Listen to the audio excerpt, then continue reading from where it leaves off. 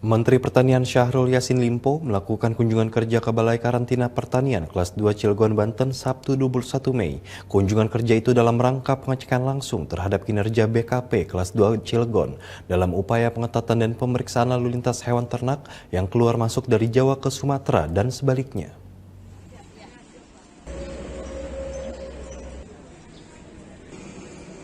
Meluasnya wabah penyakit mulut dan kuku yang menjangkit hewan ternak di sejumlah daerah menjadi perhatian serius pemerintah untuk ditangani. Sejumlah instansi seperti Direktorat Jenderal Peternakan dan Balai Karantina di seluruh wilayah Indonesia, termasuk Balai Karantina Pertanian kelas 2 Cilegon yang mengawasi lalu lintas hewan ternak dari Jawa ke Sumatera dan sebaliknya, diminta Kementerian Pertanian untuk memperketat pengawasan dengan menjalankan pemeriksaan sesuai standar operasional prosedur terhadap setiap hewan ternak yang keluar masuk Jawa Sumatera. Penanganan serius penting dilakukan mengingat penyebarannya kini tak hanya terjadi di Provinsi Aceh dan Jawa Timur. Berdasarkan data yang diperoleh dari Direktorat Jenderal Peternakan Kementerian Pertanian, secara keseluruhan penyakit mulut dan kuku sudah mewabah di 14 provinsi dengan jumlah 48 daerah kabupaten kota yang masuk dalam zona merah. Menteri Pertanian Syahrul Yassin Limpo yang berkunjung ke kantor Balai Karantina Pertanian kelas 2 Cilegon pada Sabtu 21 Mei 2022 menekankan supaya petugas karantina menjalankan SOP pemeriksaan dengan baik terhadap lalu lintas hewan ternak agar memenuhi syarat prosedur tetap dengan mengantongi surat kesehatan hewan. Hal ini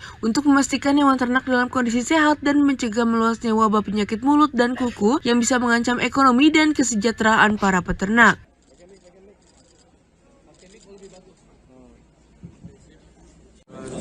Hari ini saya bersama jajaran Kementan memastikan SOP dan protokol kita di dalam menangani PMK, lebih khusus dalam menangani salah satu aspek yang juga menentukan adalah lalu lintas hewan antara provinsi, antara kabupaten maupun antara kecamatan dan desa yang ada itu berjalan dengan baik.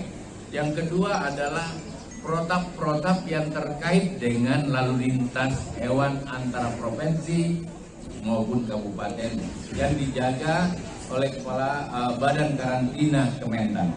Sekali lagi, PMK hadir tapi bisa disembuhkan, PMK hadir tapi tidak membahayakan manusia. Yang penting jangan ada kepanikan, kita akan tangani sama-sama.